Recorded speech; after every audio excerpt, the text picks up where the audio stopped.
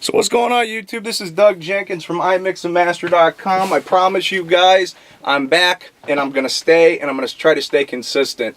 This year, I volunteered to do baseball coaching as a head coach, and that became pretty intense, and it still is. I got practice tonight, I got practice the next day. Got into a lot of mixes and mastering jobs, and I sort of just took and collected my thoughts. I've had a lot of great opportunities to share products with you and some other things like that. So I was doing an organizational kind of thing to almost start like a new chapter in what I do. And I wanted to kick it off by one of the most fundamentally important things that have, through the years when I was young in engineering, did not really matter to me.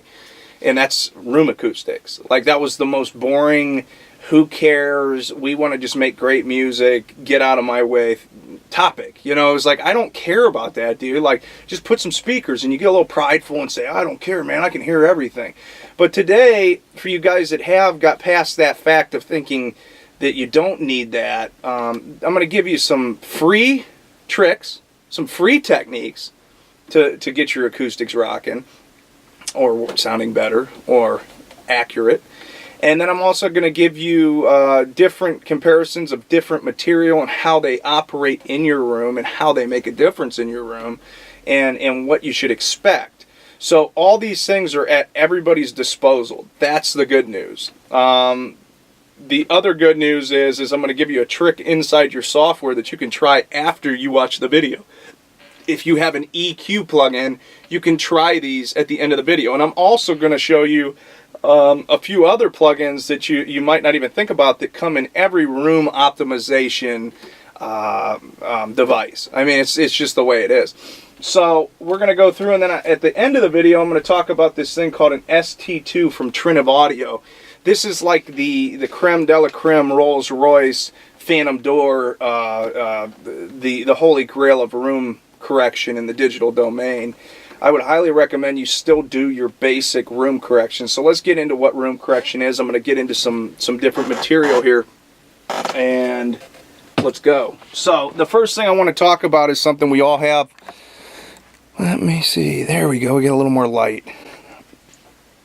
So the first material we have in the studio is a thing called Roxol, okay? And when I say Roxol, Roxol's probably the company name, but at the end of the day, it becomes a Roxol because it's inherently the only company that I ever see that has this thing. Well, it's not the only company. I shouldn't be saying that. It's mineral wool. And what mineral wool does is it makes you itch if you hold it too long, and you don't want to rub it against your face because I'm just joking. What mineral wool is it's a very dense material. Okay, and what it does is it's really good at trapping waves. So when a waveform hits, it literally traps it. So when you try to talk through it, it's not going to sound that loud. Do you notice how it muffles out the top end frequencies, and you can actually hear it start to get into the 200 range and the 100 range, and it actually blocks that range from coming through. Now, the goal in a trap, if you're going to build these yourself, okay, is you can go to your local Home Depot and get a bunch of 2x4s, cut some frames if you have any background in construction, or you can YouTube this and say how to build my own bass traps or acoustic panels. What makes a bass trap, though, is the density. Okay, that's what it is. So this is a little bit over. It's about 6 inches deep. A 6-inch gap. Now, you're talking about huge, amazingly multi-million-dollar rooms. You might see a 3-foot gap. Okay, I'm talking a 3-foot of just Roxol, and then you'll have like a 3-foot gap of air. And the reason that the air gap's important is because how a bass trap works is it actually takes sound and it converts it into heat. So once it hits this panel, it tries to get through, and the panel slows down the progression of the wave. So it just calms it down. I'm not saying it slows it down as far as speed, but it actually starts to disperse it and then decrease the decibels or the amplitude of that given frequency range. So when it bounces back to you as a listener, it's not as strong, and it does not dictate what you're hearing as much. The best rooms in the world are not absolutely flat, but they're very, very good at controlling these backwards first reflections and buildups in the bass range. That's what a great room is. What we want to hear is flat. We want to hear it flat as it gets. We want to hear it as a flat waveform. And what I mean is a flat frequency response. We want to hear 20, we want to hear 20,000, very consistent or relative in the same ballpark. You don't want a big jump in the bass range. You don't want a big jump in the vocal range. You don't want a big masked effect in the 2K range where vocals are so important. You don't want, 10K to be non-existent because you have way too much of this going on. So it's an art form in itself to learn how to use soundproofing. So this, I would say, is probably the most efficient for your money. Okay? Another material that I'm going to pick up right now is very similar, but this is fiberglass. And if you look at the back of this panel, this comes in 2x4, and actually we painted the back of it because it was, I don't know, it was one of those moments in life where you just said, wow, I'm just going to paint this because it looks horrible. But this is called Owens Corning 703. It's about 2 inches thick. It does a really good job of blocking. Okay, it really, really, really calms down the frequencies once they hit in your room. These are easy to make. You can get some really skinny wood that's really less expensive. You can get some material from Joann Fabric or whatever's in your area. And you have to have a breathable fabric. And here's why. It has to be able to get to the panel. A lot of guys, when they first make these, they like put plastic around it or something. It's not going to hit the panel. It's going to hit the plastic and reflect. So you don't want anything that's going to cause any sort of reflection that could happen. What's weird about acoustics is the deeper you get in this, I really believe the better you become as an engineer, because you start to understand the acoustics of the room more than you understand just the acoustics of, or just the volume of a speaker. So acoustics become highly important as you become a professional engineer. So what you want to do is seek out a breathable fabric. How do you know it's breathable? You put your hand between your mouth and the fabric and you breathe. And if you can breathe through it, then obviously sound can travel through it. So this is really like the Roxul. Very similar stuff. You see what I'm saying? So the Roxul and the Owens Corning are very similar in the way that they trap. They actually go deeper than a lot of the other foam based products, and they're going to give you a really good response in your room as you figure out where your reflection points are and you start to experiment. Okay, there's so many art forms to this. So when I say this, I really mean this. Experiment. If you put it in a point where a reflection point is in your room and you notice a huge difference in this material and your room sounds a lot better, and you're probably on the right path to stopping that reflection point. So that is Owens Corning 703, and this is Roxul. And they're both, you might have to order the 703, but the Safe and Sound, you could go today to the Home Depot and pick some up. So here's another panel. Now this stuff is really not as good. You can see it on the back wall here, and the reason that my back wall has is because these whole walls have been treated according. This is actually a custom built wall with Roxul placed in those given reflection points and then scattered to make the frequency response as balanced as possible. The other goal with my room was I didn't want it too dead. Okay, we've all lived and learned that. You put carpet on the walls, it sounds like horrible. And the reason the carpet sounds horrible because it's only reflecting a certain frequency. So 200 hertz and 300 hertz, it didn't really trap anything. It just made it more manifested. So egg carts. Egg carts, that's great and all, and they look cool, and they might offer a little bit of absorption in like the 10K and up, but they're not really doing much for your sound. They're not dense enough. They don't have that heavy duty density that you need to trap sound. The next thing is, and I wanted to talk about, was just basic Allerex panels. These are really 2 inches at points. They're very, very skinny, almost not even an inch up top here. And they have these weird artificial looking mojo going on. And what that is actually what we call diffusion. Anything that's going to scatter it, and there's mathematical equations to diffusers, by the way, that actually, when a sound hits it, it disperses that range, and a lot of times just certain diffusers have certain ways of handling the frequency response. So a bigger, more complex diffuser could probably get into the low bass range. So what are you hearing as a common factor in this video? bass is the hardest thing to trap. It is. So 80 hertz, 40 hertz, 30 hertz, 90 hertz, 120 hertz, those are hard ranges to actually stop that from happening. A lot of people have never heard a treated room. It's not as glorious. I mean, you hear things for what they are. You don't hear this big sub-bass buildup like a guy driving down the street. You don't hear that. What you do hear is you hear a flat image as the bass sounds as even in relativity to the mids and the highs. So in a treated room, you're going to hear it as one unit, and you're going to notice, wow, my bass is way too big, or wow, my low mids are way too big, or man, that vocal's shrill. So in a treated, tuned room, you can make those decisions a lot more accurately. In a poor quality room, you might not even hear that your vocals sound shrill and your bass is 19 decibels too loud. I'm dead serious. Like some rooms, it manifests it that much that you get that glorious harmonic boom that we all want, but it would have boomed if it was even with the rest of the song. So bass doesn't need to be that much louder to boom. All it did was just mirrored your whole entire image and took up all your headroom. So now when you say, hey Doug, man, but I can't turn mine up as loud as so-and-so's. Well, that's the main reason, because some frequency range is taking up all your headroom. So if you can push that back in the mix and then hit it with a limiter and turn it up, you're becoming a lot better as a mixing engineer. You see what I'm saying? So the acoustic stuff really does matter. So back onto the All-RX for a second.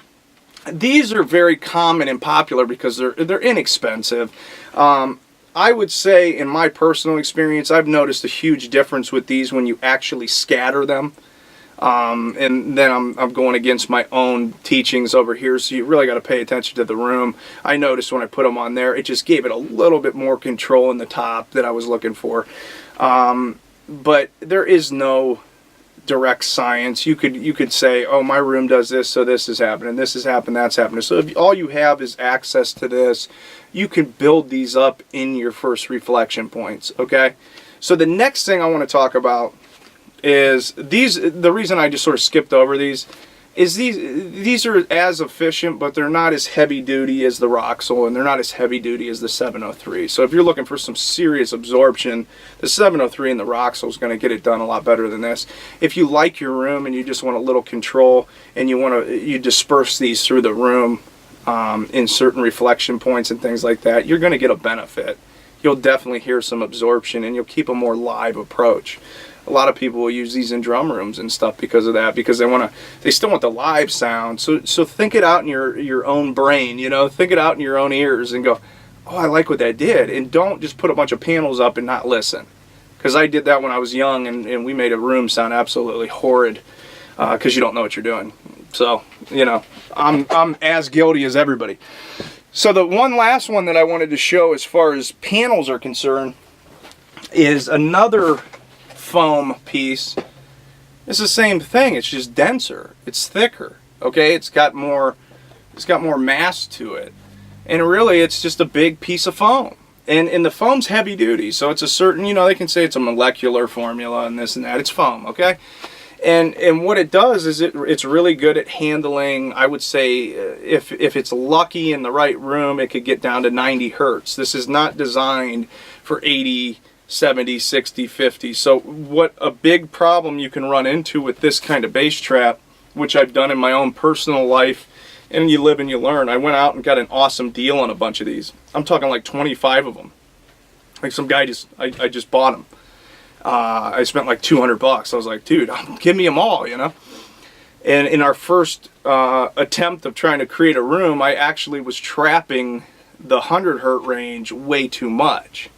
You see what I'm saying? You can't have enough bass traps, but you can have the wrong bass traps. If you have a full spectrum bass trap that can get into the 30, 40 hertz, and it gets into the 60, 70 hertz, and it also controls 120 to 200, then that's a different story. But when you have a bass trap like this, and you're trying to fill up your whole room with them, you tend to actually decrease that frequency range. In my personal experience, I decreased that range a little bit too much, but did it benefit me in the long run? Absolutely. So when you say you can't have enough bass traps, it's still beneficial to put these up in your room. If you're in a room where you have absolutely no control, at all, you're actually probably more benefited by bass trapping the room first. If you want to put your money into something, put it into the bass trap first before you put it into the sidewalls and the smaller stuff. I promise you, because the bass is one of those things, when it's out of control in your room, it really is going to dictate everything you do in your mix. So once you get that handled, you can get into realizing how important it is as an engineer to be able to hear it accurately. Because we're human beings. We can't, if you hide something, it's just like, to me, it's almost like a magic show. Like a guy shows you a trick and he goes, and then you don't know what the heck just happened. It's the same thing with audio. You're sitting there mixing this bass line and you think it sounds amazing. You got this 808 and you think it's amazing, and then you take it out to your car and it's so pinched and so squashed and so not what you thought it was, that there's frequencies in your car that are showing themselves that your system can't handle it. You see what I'm saying? A lot of monitors in the studio, they will let you glorify those frequencies because those speakers can handle it, but then you take it out to a normal consumer-based system and it's screaming, "Help me," because your bass is way too loud, or your low end's way too big or punchy, and then you wonder why, like, oh, okay, it didn't translate well, because you didn't get it close to the natural response of that song. So, you know, that's something that you learn. So these bass traps were never designed to go to the 30, 40, 50, 60 hertz range, but I will say this: bass traps go in the corners of your room. That's all you need to know. Put them in the corners. For some reason, the rooms that we're in decide to take and manifest bass. So I'm talking not just your buddy's 808, I'm talking 250, 300, 400 down. They decide to lift that range and make it muffled. It's really weird. So the goal is if you want to learn how to listen, go into your corners like a timeout and just put traps in there and see what happens to it. And then put Roxel in there, and then put like 4 inches of Roxel, put 6 inches of Roxel with a bigger gap, and just see how it relatively changes your room. And that's when you start learning what acoustics do. So these were just some basic panels I wanted to get out on my channel. Dude, was that like some straight hip-hop raps right there? Some basic panels that I had to get out on my channel. No, it's serious. So yeah, think about that. It's really cool. So the next part of this is a thing that I'm taking from my own Trinnov system. And I want you to see that this is actually possible without spending money. A part of the Trinnov system, I'm going to show you real quick on this iPad.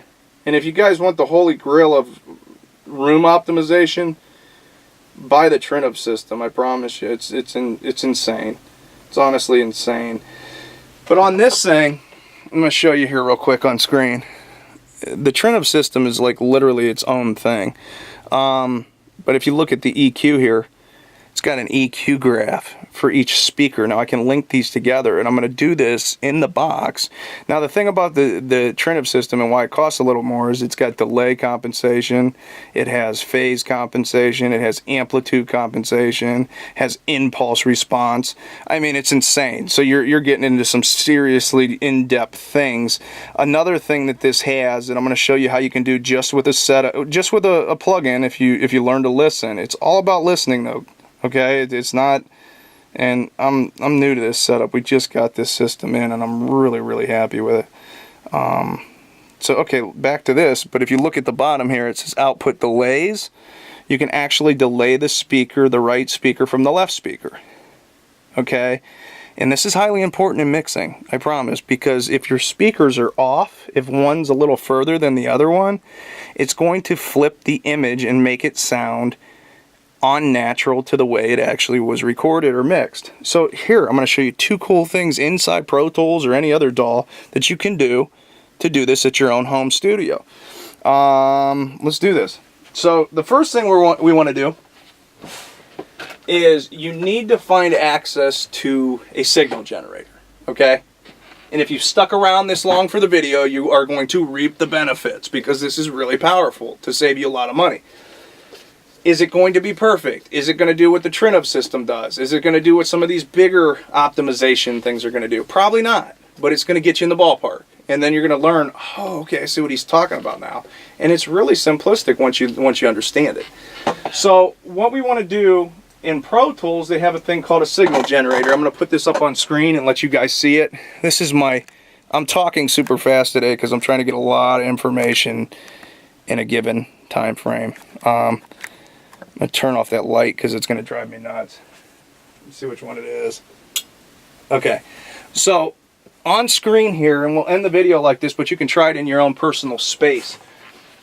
Whatever DAW you're in, there should be a thing called a signal generator, okay?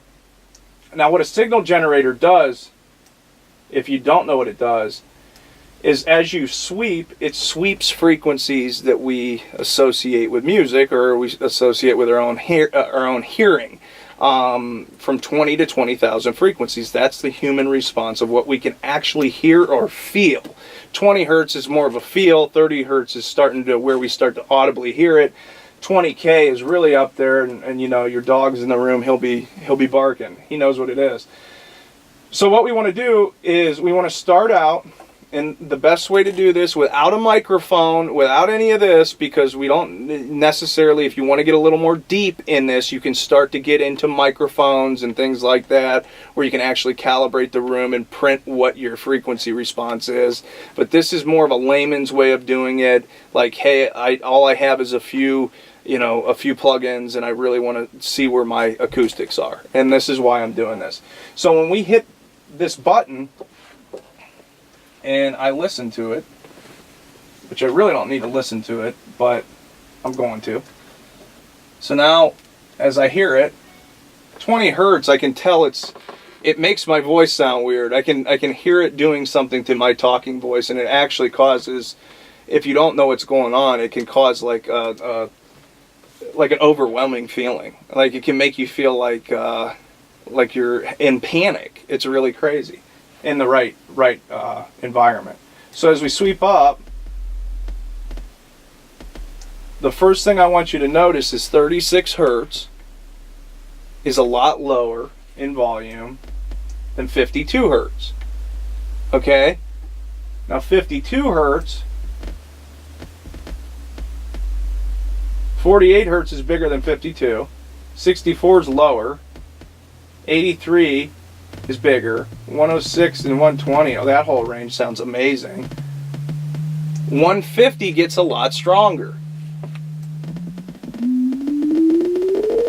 So here's what I want you guys to think about. In the Trinnov system, and this is a basic Q10, we got a good deal on this, it was only like 29 bucks on sale the other day.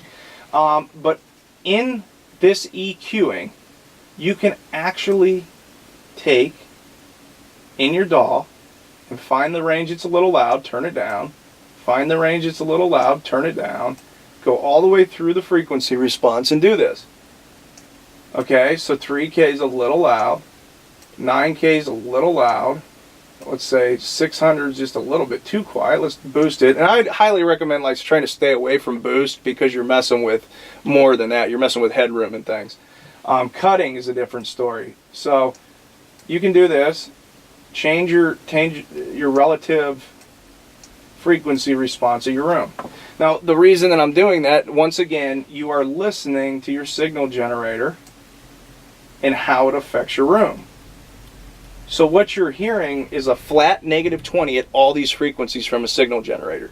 But what's happening is it's getting louder in certain parts because your room is manifesting that to be louder. The thing that it does not correct is it does not correct phase, it does not correct first reflections, it does not correct amplitude and how it's working with your room, and as far as different parts of your room. It doesn't correct how the impulse of it is. It doesn't correct all this, but this is an awesome way to start to realize how you could tame your room in a very layman's way, but also get some awesome results. So what we did is, let's say we get done with that. 6K is horrible. So let's watch this.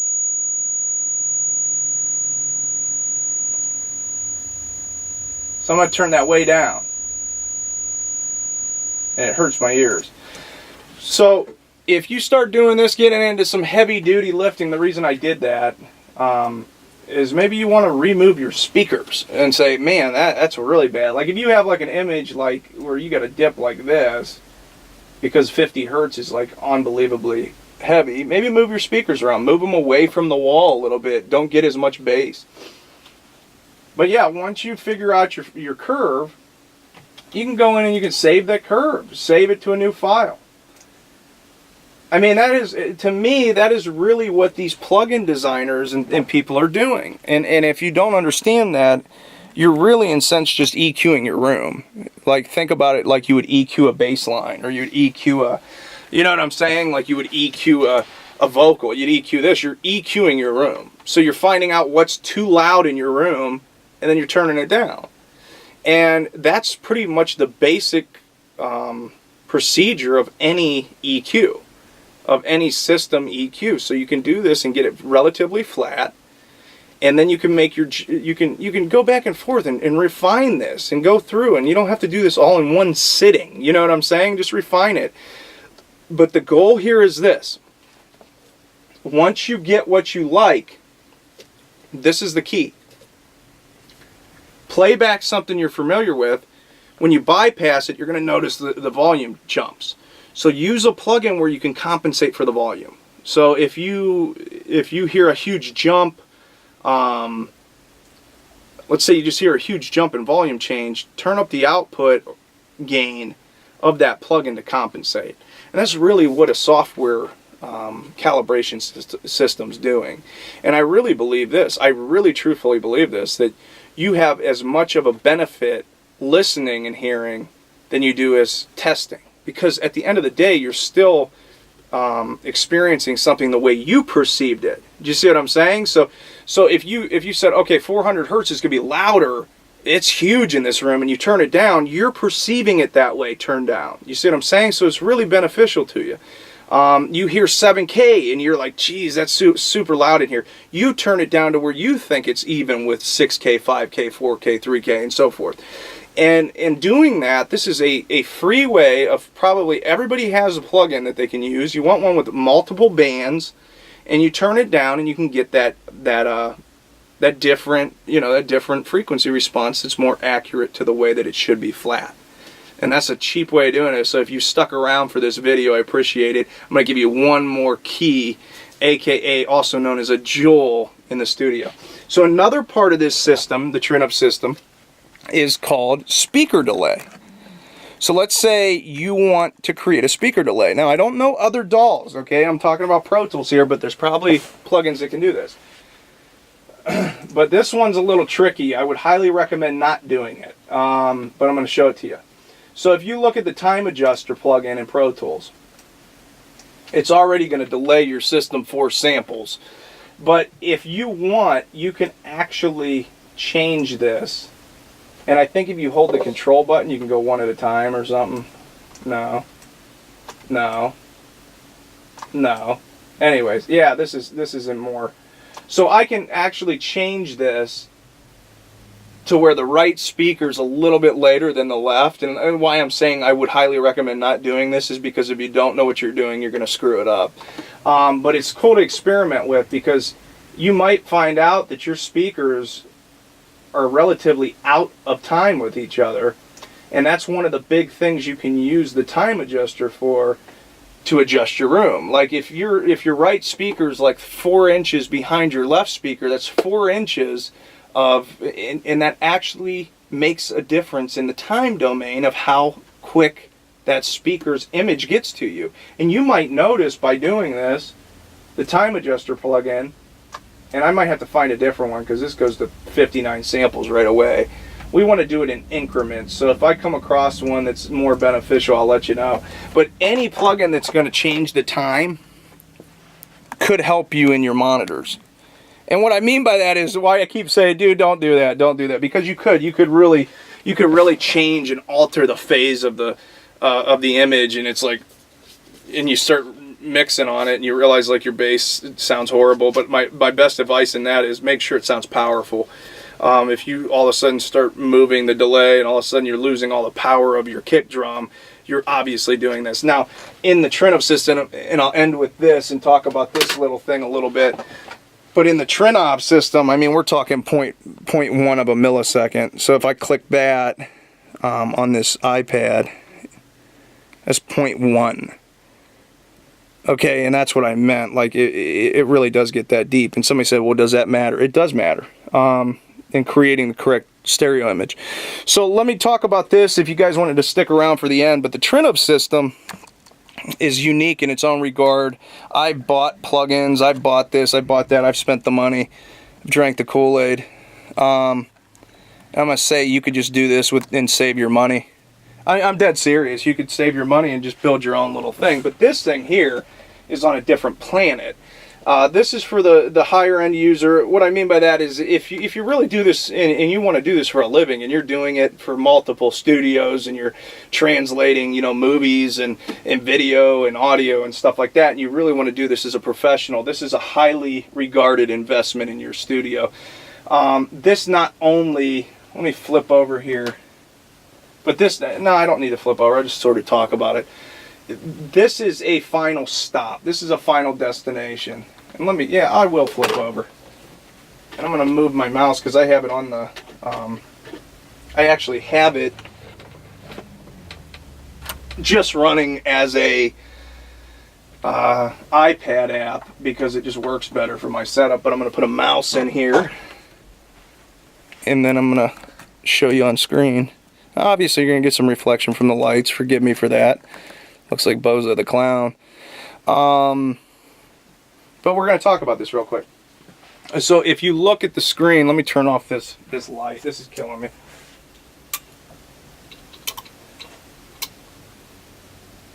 So you're still getting a little bit of a reflection. Did I make it worse? I think I did make it worse. So if you look, now it's getting choppy. Now my video's getting choppy. I had it all good, dude. I was rifling through it. So if you look at the home page, it's going to obviously give you the correct metering. Your monitor control, it's going to give you a reference of whatever you're working with. You can go plus and minus. You can use it like a volume control. So if you have an awesome interface and then some guy goes, oh, well, you got to buy a monitor controller. Think about that in your cost, okay? If you get a room correction kit and you get a monitor controller, you might want to think about that in your cost when you go to buy like some really high-end expensive monitor controller for your awesome interface. Most interfaces, the Antelope company and places like that, they have volume control. They have pre's built in because they know how people work. That's another company I'm really, really fond of. The Antelope company has some serious stuff. Apogee, dude, all of them. I'm not going to get into that right now. I'm going to keep on the topic at hand. But they all play a part in your image, and that's why I sort of brought it up briefly. So the optimizer, you can go in and you can actually select your presets. So I can just put this on there, and as we run calibrations and things like that, there's multiple EQ settings, multiple things, you know, EBU standards, and you know, different things for Dolby and stuff like that. And in certain standards we have to live by in that business. Your meters, once again, down here, very, very accurate meters, by the way. Your optimizer settings, this is actually a thing called 3D mapping. What I learned about the Trinnov system that blew my mind is it can actually 3D map your speaker to a different location in your room. So if you're in a 5.1 setup and your one speaker's lower than the next speaker, it can actually lift that speaker to sound like it's even. In my case, the focals, just the way that they're built, they sit above your head. I'm not going to go buy, you know, $400 speaker stands when I just spent $100 on these ones. So the thing is I got used to that image. Do you see what I'm saying? Like sometimes you get used to something. I've always got used to the tweeter being a little bit higher than my head. I don't know why. That's the way I work. So what's cool about this is you can actually look at the elevation, and the speakers will show you how much higher they are than the given flat point compared to where the mic was sitting. Do you see what I'm saying? So it can compensate for the actual placement as far as the height and the width of the room. It's really insane. It'll show you a summary of the speaker, the distance, the elevation, the delay compensation, and all this good stuff. The bandwidth of certain things. It's highly intense. I mean, and most importantly, at the end of the day, it works, and it doesn't sound funny and funky and weird and like it's altering your audio in a poor way.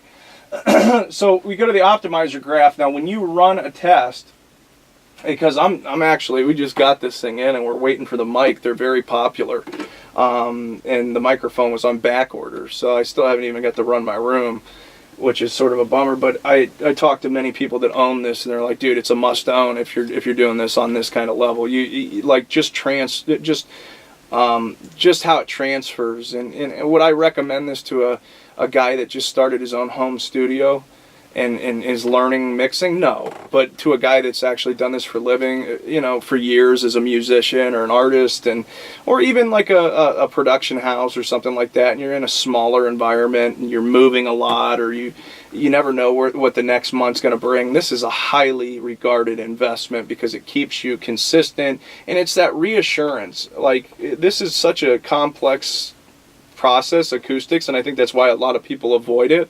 They get scared. Like, dude, this is a lot of stuff. I don't know what this guy's talking about. A system like this, if you're like me, you want to be assured that you're listening correctly. And through the years, I just from mixing in different rooms, I understand an image and I understand what I want to hear. But once you understand what you want to hear, sometimes it's hard to hear that. You see what I'm saying? So a system like this can make that possible. So what it's going to do is it's going to read your room, and it's going to probably show like a pretty, like almost like a mountain range up here on most rooms, and then it's going to flatten it out to 0, as close as it can get. It's not going to be perfect, and then it'll show you what it did down here. Like, okay, it took this and boosted this, it cut this, it did that. The other cool thing is about the Trinnov system is it's going to show the direct amplitude from your speaker. It's going to show you the amplitude of your room. So it's going to show what the difference between those were. And here's the big one that was the selling point for me, phase. I've been mixing for 20-something years, dude. I can't hear phase. I can hear what it does. I understand like the concepts of phase, but I don't understand on a deeper level of what phase is. So the phase, when it can correct phasing issues, I mean, that's just, to me, mind-blowing. It will take and it'll map out, like when something's out of phase, it literally will disappear in your room, which you consider that or call that a null in your room. You could walk around in your room as you do your signal generating tests, and you'll walk around in your room and you'll literally hear certain frequencies disappear at certain places in your room. It's unbelievable. You'll actually hear certain frequencies build up in your room, which is sort of unbelievable. So what this does is it corrects that.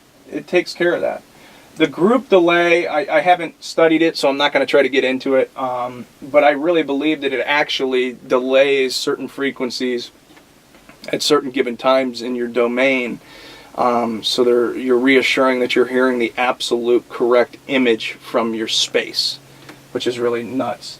So yeah, and then you have your impulse and things like that, which obviously is a little out of my league, so I'm not going to talk about that. The processor.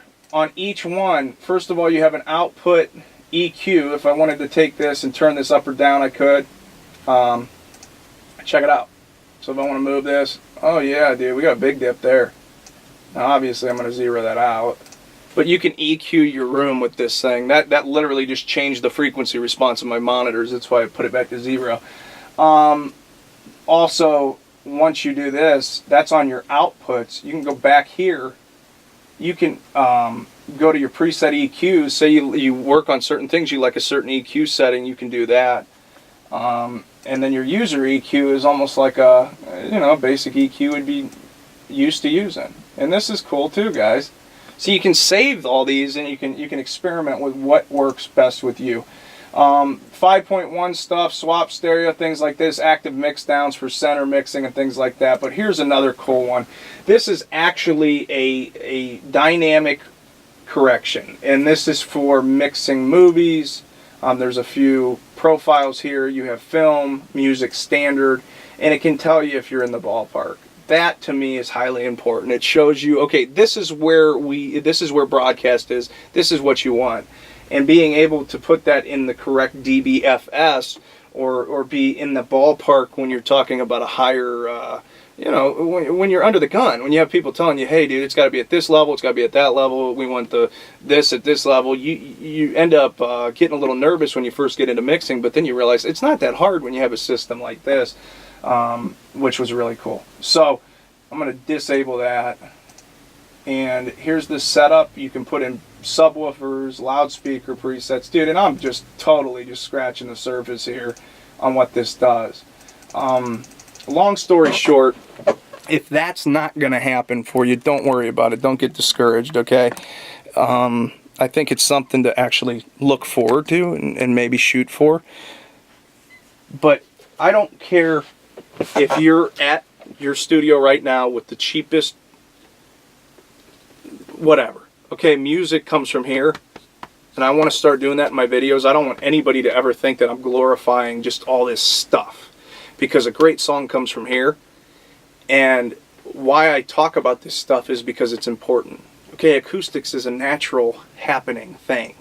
It's natural. It happens. So when you start to really deal into it, I think you get a little bit more of this, because you start to really realize, wow, that is important. Like, did you hear that guy's recording? Did you hear where he was at? It sounded like he was doing this. And that's what we do. We paint pictures through these speakers. And I'm looking forward to some new videos coming out. I got some great stuff lined up. But this was a way for you to understand certain materials, certain, you know, panels, certain reflection points, bass traps, how to EQ your speakers in your software if you don't want to spend any money and or you don't have the means to do that right now. You can do this, so everybody's a part of this video. You can do this, you know, right when you get off the video. Like, start EQing your master bus. Put that on your master bus. It's got to be the final plugin. And then you bypass it when you print. Okay, don't leave it on. Bypass it. You got to get rid of it when you print. But these are things that could save you a lot of money. Roxul, a bundle of Roxul is like $60 at most. Okay, you can get a whole bundle of Roxul 16 by, or you can order in the 2x4. But when you have that stuff, you can start building your own panels, and it's actually enjoyable. Okay, let me show you one more thing before I get out of here, dude. I'm just excited about this because this is really, really important. But if you look in this room, let me pull this off the tripod. This is my close to tracking room. It's just got a bunch of stuff in it right now. But this thing, it just didn't make the cut in my main room, but this was built. I built that. Yeah, dude. Yeah, pat me on the back. I built it. But this is cool. There's actually a guy. I'll try to find the link. But you can build a diffuser. And what the diffuser does is when sound hits that, it actually disperses it in a mathematical way, and it changes the way that it disperses, and then you don't hear it as one big buildup of frequencies. That's what a great diffuser does. Huge mastering rooms have like the whole back wall as a diffuser. What's his name? George Massenburg has a room that's a diffuser. I mean, it's insane, but that's obviously getting into some serious cash. Yeah, but this is a diffuser. This is a high-end diffuser. Usually the bigger the diffuser. And these are probably not even built correctly because they obviously should be more, a little bit bigger, but I was just experimenting with it. And you can actually hear it. You can hear how it smooths out the high end. It's crazy. So, and over here is a picture of me and my cousin Tiffany that actually passed on. She's an angel in my life. And that's a Lord's Prayer. Those are probably more important than the whole other thing of the room. So, anyways, my name's Doug Jenkins. I gotta get back to work. I gotta get ready to do some mixes, and then I gotta coach baseball tonight. So it's a joyful thing. Don't let anybody steal your joy in this either.